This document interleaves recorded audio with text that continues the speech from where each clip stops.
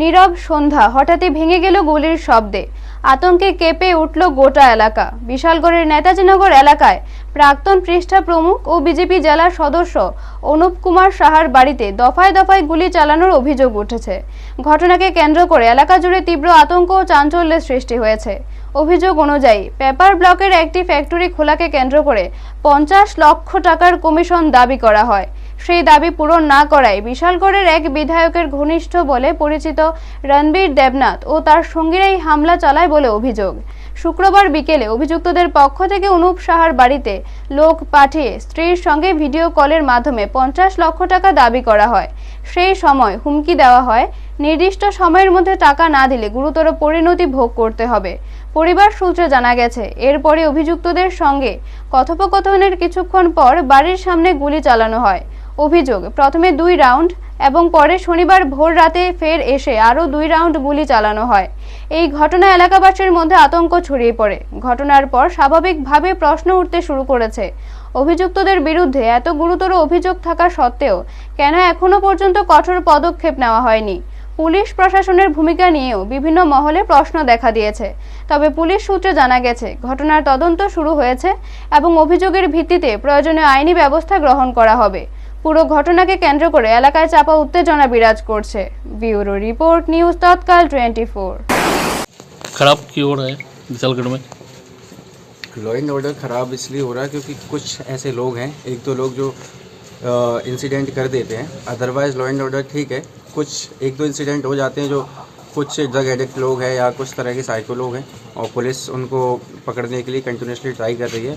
इसी तरह का इंसिडेंट जो पहले से ही हमारे लिए वांटेड था, उसने आके कुछ एक ऐसे मिसक्रेंट ने कुछ हरकत की है जिसको हम अभी एक्शन ले रहे हैं और इसी स्पॉट पर चेक करने के लिए आए थे और 1-2 दिन में उसको भी अरेस्ट करके इस तरह की भी घटनाओं को कम कर देंगे। Thank you.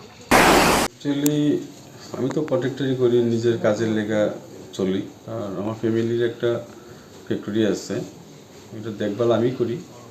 বাট কালকে আমি সাইডে আসছিলাম, 4:30 পৌনে 5টার দিকে বাড়ির থেকে ফোন এসে রণবীর দেবনাথ ওরফে শানি নাম, সে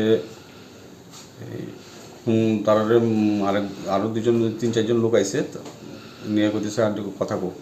তো ফোনটা দিছে ওপরে কথা কইতেছে, ওপরে কইছে যে এই ফ্যাক্টরিটা যে দিছ এটা 50 লক্ষ টাকা লাগবো, নয়তো 6টার ভিতরে যদি টাকাটা না পাই মারলাম আঙ্কেলটা। এই কথা বলার পরে তো হে তো হতভম্ব হয়ে গেছে। এখন ফোন করছে, আমি আইসি, এখন তো পুলিশ ফোন করা হয়েছে, পুলিশ আইলো, পুলিশে দেখে গেল। এবার আবার রাত্রেবেলা তো আমরা সবাই আতঙ্কিত। ভোরবেলা 3:30-4:30টার দিকে আবার 2টা আওয়াজ হয়েছে। এবার 2টা আওয়াজ হয়েছে পরে তো আর আমরা কিছু করতে পারি না, তো রাতে আর আমরা কেউ বাড়িছি না।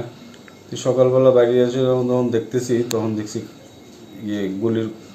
গুলির মতোই দেখতে। এটা অ্যাকচুয়ালি আমরা তো করতে পারি না এটার নাম কী হয় কী আসে বিষয়, এটি পড়ে দিচ্ছে। এবার ইভেন আমার গাড়ির ভিতরে একটার ভিতরে হিট হয়েছে, গাড়ির ভিতরে পর্যন্ত গুলিটা হিট হয়েছে গাড়ির সামনে।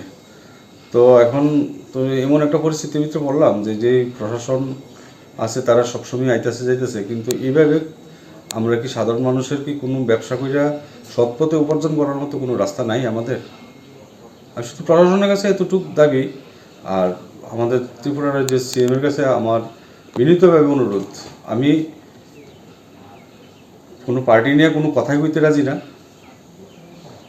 কিন্তু এই যে একটা ঘটনা হইলো, আমার ঘরে 2টা মেয়ে, বাড়িতে শুধু আমার ফ্যামিলি 3 জন আছে, এর ভিত্তিতে যদি এই হয়, আমার নেতাজিনগরের মতো কোনো দিন এই জায়গাতে কোনো ক্রাইম হয়েছে না। আজকের বাজারে এই হওয়াটা মানে কি বুঝতাম পারতেছি যে আমরা কি হইব।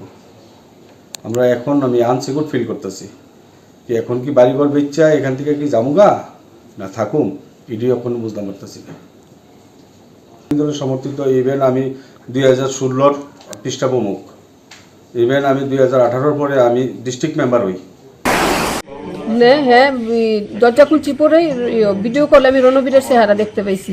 হ্যাঁ, তো আমার প্রথমে জিজ্ঞাসা যে আন্টি আঙ্কেল কই, আঙ্কেল তো গরু নেই। আমি আসতেই দিয়েছি, শুনো ডর দেখাইতাম না, দমকাইতেছে আবার ডর দেখাইতাম না।